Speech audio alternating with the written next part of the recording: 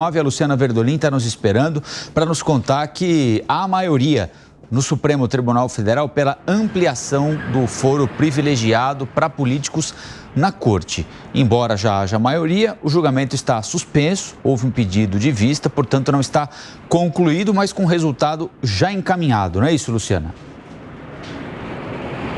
É isso mesmo, Colombo. Já são 6 votos dentro do Supremo Tribunal Federal para ampliar o foro privilegiado, manter no tribunal, mesmo após o político deixar o cargo, o julgamento de ações de problemas, né, que aconteceram durante o mandato e que tem a relação com ele. O último voto foi dado pelo ministro Roberto Barroso, que havia pedido visto, ou seja, um tempo maior para analisar a questão. Nessa madrugada, ele trouxe o voto dele, mas o processo foi novamente suspenso por um pedido de vista do então ministro André Mendonça. Agora, vale ressaltar que os demais ministros do Supremo Tribunal Federal podem votar até o próximo dia 19, sexta-feira da semana que vem, mas o processo só se encerra, o julgamento só se encerra depois que o ministro André Mendonça trouxer o posicionamento dele. Só para a gente ter uma ideia, além do ministro Gilmar Mendes, votaram para ampliar a atual regra os ministros Cristiano Zanin,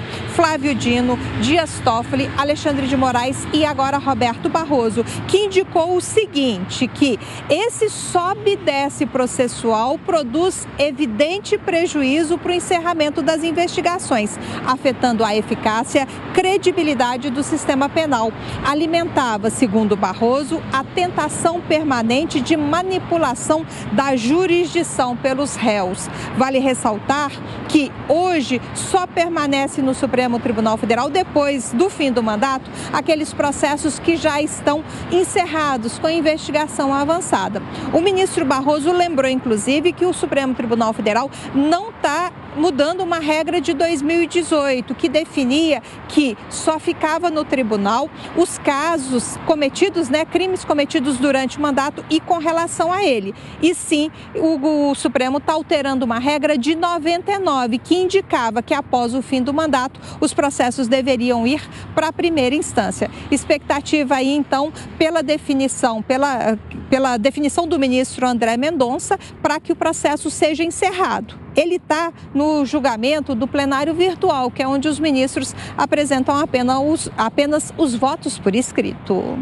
Muito bem, Luciana Verdolim, ao vivo direto de Brasília, com a informação. Agora a gente vai para a análise, para a opinião, com o Cristiano Vilela e com a Amanda Klein. Eu disse isso semana passada, Amanda, houve um tempo em que o desejo de todo e qualquer político era ser julgado pelo Supremo Tribunal Federal, porque ele tinha ali uma confiança de absolvição, ou pelo menos a perspectiva de controlar melhor as coisas, né?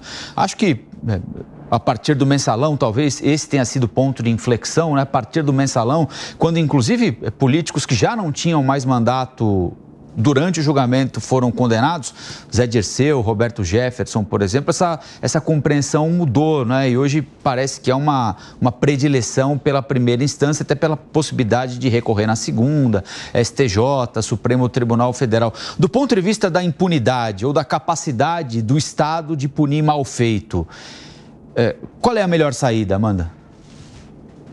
Olha, Rafael, até é difícil responder isso, mas eu acho que isso se insere muito numa disputa por poder. Quando o Supremo Tribunal Federal muda uma decisão que ele tomou há apenas poucos anos, primeiro ele causa uma enorme insegurança jurídica, né? Porque ele havia restringido o foro e isso fez com que as ações penais caíssem 80% no Supremo Tribunal Federal, que é salutar, né? Porque deveria ser uma corte principalmente constitucional, aliás, como todo mundo não cansa de alardear por aí. Agora ela quer retomar a competência e ampliar o foro novamente. Por quê? Porque alguns casos, como do próprio Chiquinho Brazão, há uma discussão sobre a competência, se deveria ser mesmo no STF, do próprio ex-presidente Jair Bolsonaro ficarem sob a alçada do STF. Se você decide agora ampliar esse foro, né, para que todas as autoridades que tenham tido foro e que tenham cometido crimes no sentido mais amplo ou suspeitas de crime possam ser julgados pelo Supremo Tribunal Federal, ele de uma cajadada mata vários coelhos. Primeiro, transfere para sua prerrogativa de novo esses casos muito rumorosos. Segundo, deixa o Legislativo basicamente como refém do Supremo Tribunal Federal. Ele amplia e concentra mais ainda o seu poder, né? Acaba sendo uma via de mão dupla. O legislativo fica dependente do judiciário, como muitas vezes o judiciário dependendo do legislativo. Na verdade, o Supremo Tribunal Federal deu uma resposta que a Câmara não conseguiu dar anteontem, quando manteve a prisão de Chiquinho Brazão. Lembra? A Câmara queria dar um recado soltando o Chiquinho, não conseguiu. E foi o Supremo Tribunal Federal que trucou e acabou dando um recado para o Legislativo dizendo, olha, não, esse poder é meu, eu vou julgar vocês, qualquer crime que vocês tenham cometido. Agora, é lógico que há vários projetos sendo gestados na Câmara e no Senado, neste momento, justamente para cortar a prerrogativa do Supremo, os poderes que eles consideram exacerbados dos ministros, como, por exemplo, restringir a idade, que a Câmara possa subverter decisões, possa derrubar decisões do Supremo Tribunal Federal, ou possa ter que autorizar mandados de busca e apreensão contra parlamentares. Então, há vários projetos que podem avançar e outros relacionados ao próprio foro. Por exemplo, os deputados gostariam que você tivesse 2 foros, que o primeiro fosse o Tribunal Regional Federal para os deputados e senadores, né? E que depois viesse o STJ e, por último, o STF. Então, tem muita discussão na Câmara como resposta a mais essa iniciativa do STF.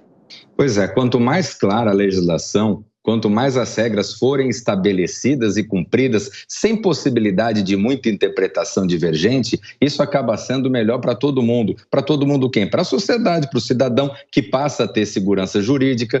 Hoje, infelizmente, nós temos visto um cenário onde os poderes estão se digladiando de uma forma geral e buscando, ora, fazer movimentos no sentido de criar dificuldades, criar embaraço a um outro poder.